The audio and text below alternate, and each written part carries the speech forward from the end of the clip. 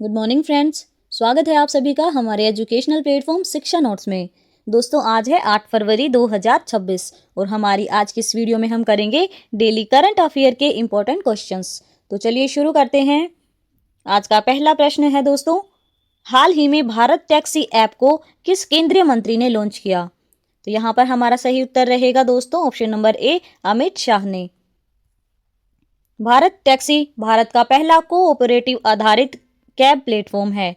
इसी 5 फरवरी 2026 को लॉन्च किया गया। लॉन्च करने वाले हैं केंद्रीय गृह एवं सहकारिता मंत्री अमित शाह। लॉन्च का स्थान रहा विज्ञान भवन, नई दिल्ली। इसे सहकर टैक्सी कोऑपरेटिव लिमिटेड संचालित करती है। इसमें ड्राइवर ही मालिक होते हैं। यह ओला और उबर की तरह प्राइवेट कंपनी नहीं बल्कि सहकारी संस्था है। इसमें सर्ज प्राइसिंग नहीं होगी। पीक टाइम में किराया नहीं बढ़ेगा। किराया ओला या उबर से 20 से 30% तक सस्ता होने का दावा। ड्राइवरों से 0 या बहुत कम कमीशन लिया जाएगा। ड्राइवरों को ओनरशिप और प्रॉफिट शेयरिंग का अधिकार मिलेगा। शुरुआत में यह दिल्ली, एनसीआर और गुजरात में शुरू हुई। बात करें इसके लक्ष्य की तो 3 साल में पूरे भारत में विस्तार। इसका उद्देश्य ओला या उबर मोनोपोली तोड़ना और ड्राइवरों का शोषण रोकना। चलिए बढ़ते हैं आगे। प्रश्न है दोस्तों, हाल ही में भारत का पहला हाइड्रोजन बस चलाने वाला एयरपोर्ट कौन सा बना है? तो यहाँ पर हमारा सही उत्तर रहेगा दोस्तों option number C, Kochi international airport. Kochi international airport Bharat का पहला एयरपोर्ट है जहां हाइड्रोजन बसें चलेंगी। यह परियोजना Kerala hydrogen valley innovation cluster के साथ साझेदारी में शुरू की गई है। प्रोजेक्ट की कुल लागत लगभग 8.7 करोड़ रुपए है। एक हाइड्रोजन बस की कीमत लगभग 2.9 करोड़ रुपए है।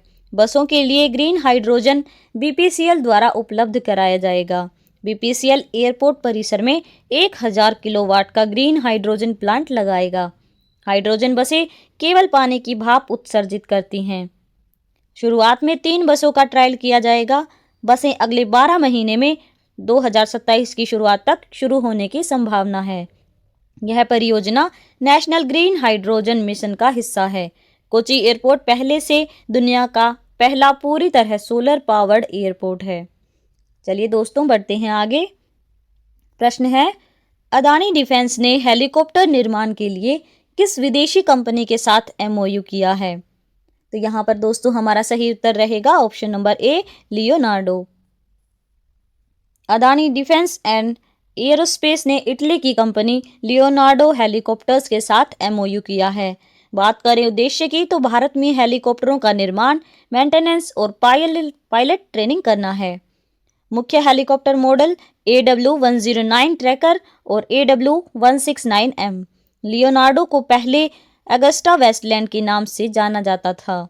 अगस्टा वेस्टलैंड वीवीआईपी हेलीकॉप्टर घोटाले के बाद भारत में बैन हुई थी, जिसे बाद में हटाया गया।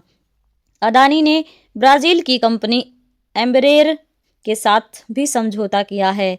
एम्ब्रेयर के साथ C390 millennium military transport aircraft बनाने की योजना है। C390 विमान पुराने AN-32 जैसे विमानों की जगह ले सकता है। रक्षा मंत्रालय के अधिकारी AN बरासु ने इस डील को रक्षा उत्पादन के लिए मील का पत्थर बताया। चलिए बढ़ते हैं आगे। प्रश्न है दोस्तों, हाल ही में क्रिकेट नियमों में 73 बदलाव किस संस्था ने किए हैं? तो यहाँ पर हमारा सही उत्तर रहेगा दोस्तों ऑप्शन नंबर सी, एमसीसी ने। एमसीसी ने क्रिकेट के नियमों में 73 बड़े बदलाव घोषित किए हैं। ये नियम 1 अक्टूबर 2026 से लागू होंगे। टेस्ट मैच के आखिरी ओवर में विकेट गिरने पर भी ओवर पूरा फेंका जाएगा। पहले विकेट गिरते ही दिन का खेल समाप्त किया जा सकता था। ओपन एज क्रिकेट में लैमिनेटेड बल्लों टाइप डी बैट्स को मंजूरी दी गई है। यह फैसला इंग्लिश विलो की कमी और महंगाई के कारण लिया गया है। इंटरनेशनल क्रिकेट में अभी भी सिंगल पीस विलो बैट ही मान्य होंगे। क्रिकेट गेंदों को साइज 1, साइज 2 और साइज 3 में वर्गीकृत किया गया है। साइज 1 पुरुषों, साइज 2 महिलाओं, जूनियर्स और साइज 3 छोटे बच्चों के लिए है। बाउंड्री पर बनी हॉप कैच अब मान्य नहीं होगा। विकेट कीपर की पोजीशन के नियमों में ढील दी गई है। जानबूझकर शॉर्ट रन लेने पर गेंदबाजी टीम तय करेगी कि स्ट्राइक कौन करेगा। गेंद किसी भी फील्डर के हाथ में या स्थिर होने पर डेड बॉल मानी जाएगी। चलिए बढ़ते हैं आगे। अगला प्रश्न है दोस्तों, हाल ही में physically challenged cricket association of India का चेयरमैन किसे नियुक्त किया गया है? तो यहाँ पर हमारा सही उत्तर रहने वाला है दोस्तों option number B, advocate Haricharan Gautam को। एडवोकेट हरिचरण गौतम को फिजिकल डिसेबिलिटी डेवलपमेंट चेयरमैन नियुक्त किया गया है। यह नियुक्ति physically challenged cricket association of India में हुई है।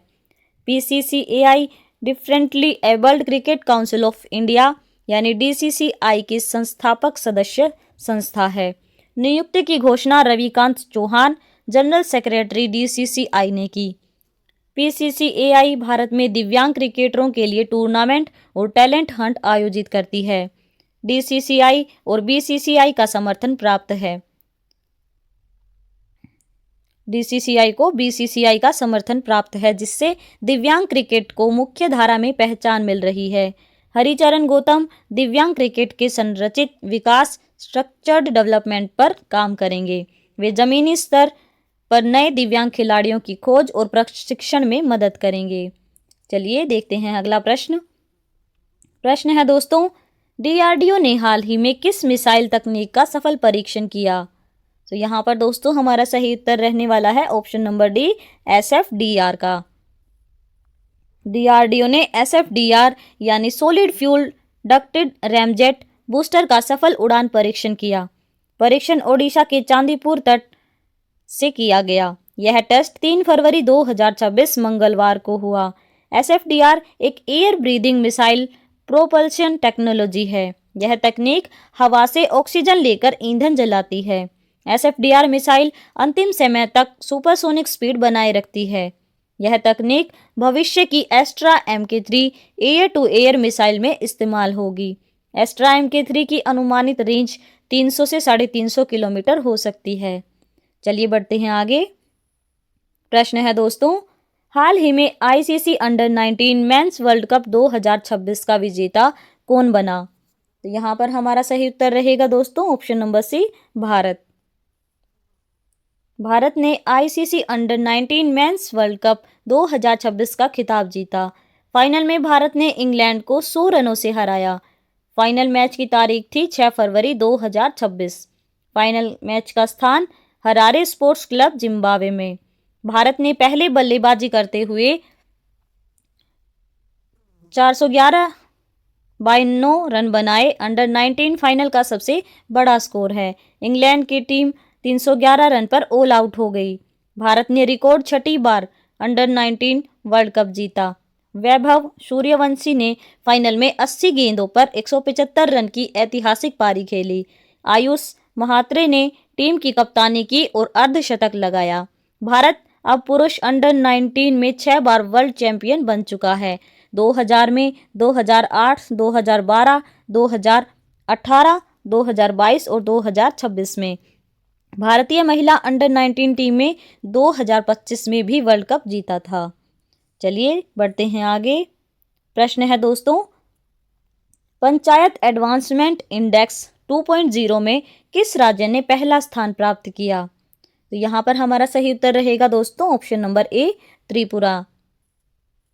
पंचायत एडवांसमेंट इंडेक्स 2.0 में त्रिपुरा राज्य ने पहला स्थान प्राप्त किया। भारत की नंबर 1 पंचायत जुगल किशोर नगर विलेज कमेटी त्रिपुरा रही। यह पंचायत सिपाही जाला जिले में स्थित है। जुगल किशोर नगर पंचायत का स्कोर 88.44 रहा। साउथ नलचार ग्राम पंचायत ने तीसरा स्थान प्राप्त किया। त्रिपुरा ने 100% पंचायत डेटा सबमिट और वेरीफाई किया। पीएआई पंचायती राज मंत्रालय द्वारा जारी किया जाता है। इसका उद्देश्य पंचायतों में सतत विकास लक्ष्यों का मूल्यांकन करना है। पीएआई 2.0 में पंचायतों का मूल्यांकन 9 थीम्स पर किया जाता है। पीएआई 2.0 में 147 इंडिकेटर्स का उपयोग किया गया और पीएआई 1.0 में 500 प्लस इंडिकेटर्स थे। चलिए बढ़ते हैं आगे। प्रश्न है दोस्तों, एशियन शूटिंग चैंपियनशिप 2026 का आयोजन कहाँ किया जा रहा है?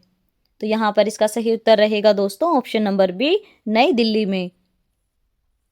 एशियन शूटिंग चैंपियनशिप 2026 का आयोजन नई दिल्ली में किया गया। प्रतियोगिता का स्थल रहा doctor Karni Singh shooting range. आयोजन की तिथि 2 से 14 फरवरी 2026। प्रतियोगिता में 17 देशों के 300 प्लस शूटर भाग ले रहे हैं। इसका आयोजन एशियन शूटिंग कॉन्फेडरेशन ASC और NRAI national rifle association of India द्वारा किया गया। यह एशिया की सबसे बड़ी शूटिंग प्रतियोगिताओं में से एक है। चलिए देखते हैं अगला प्रश्न। प्रश्न है दोस्तों, हाल ही में 16 वर्ष से कम उम्र के बच्चों के लिए सोशल मीडिया पर प्रतिबंध लगाने वाला यूरोप का पहला देश कौन बना है? तो यहाँ पर दोस्तों हमारा सही उत्तर रहने वाला है option number C, Spain. Spain ने 16 वर्ष से कम उम्र के बच्चों के लिए सोशल मीडिया उपयोग पर प्रतिबंध लगाने का निर्णय लिया। यह घोषणा 3 फरवरी 2026 को प्रधानमंत्री पेड्रो सांचेज ने की। यह कानून organic law on the protection of minors in digital environments का हिस्सा है। स्पेन ऐसा करने वाला यूरोप का पहला देश बना। विश्व में ऑस्ट्रेलिया के बाद दूसरा देश है जिसने 16 वर्ष की सीमा तय की। सरकार ने सोशल मीडिया को डिजिटल वाइल्ड वेस्ट बताया। मुख्य कारण बच्चों के मानसिक स्वास्थ्य पर बुरा प्रभाव, पोर्नोग्राफी और हिंसक कंटेंट का खतरा, एल्गोरिदम द्वारा गलत कंटेंट को बढ़ावा, अवैध कंटेंट हटाने में विफल रहने पर कंपनियों के अधिकारियों पर आपराधिक केस चल सकता है। स्पेन ने अन्य यूरोपीय देशों के साथ collision of the digitally willing गठबंधन बनाया। चलिए बढ़ते हैं आगे। प्रश्न है दोस्तों, इंटरनेशनल कोलकाता बुक फेयर 2026 का आयोजन कब से कब तक किया गया? तो दोस्तों यहाँ पर हमारा सही उत्तर रहेगा ऑप्शन नंबर सी, 22 जनवरी से 3 फरवरी तक। आयोजन की अवधि, तो यह मेला 22 जनवरी से शुरू होकर 3 फरवरी तक संचालित हुआ। सफलता का प्रमाण रिपोर्ट में बताया गया है कि इस छोटी सी अवधि में ही 2 फरवरी तक रिकॉर्ड 31 लाख से अधिक पुस्तक प्रेमी मेले में पहुंच चुके थे। बात करें इसके महत्व की, तो यह 13 दिनों का आयोजन था जिसने पिछले साल की तुलना में भीड़ और भागीदारी के नए कीर्तिमान स्थापित किए हैं। तो ये थे दोस्तों आज के हमारे करंट अफेयर के कुछ इंपॉर्टेंट क्वेश्चंस। इसके बाद हम करेंगे 2 क्वेश्चंस जिनका आंसर आप सभी को देना है। पहला प्रश्न है दोस्तों, हाल ही में अरुणाचल प्रदेश की किस महिला पर्वतारोही ने दक्षिण अमेरिका की सबसे ऊंची चोटी पर विजय प्राप्त की है? दूसरा प्रश्न है दोस्तों, जनवरी 2026 में SGST की नकद वसूली में कौन सा राज्य देश में पहले स्थान पर रहा? दोस्तों हमें आशा है कि आप इन दोनों प्रश्नों का सही जवाब कमेंट बॉक्स में जरूर देंगे। और साथ ही अगर आप सभी को हमारी वीडियो पसंद आई हो तो वीडियो को लाइक और चैनल को सब्सक्राइब जरूर कर लें। धन्यवाद।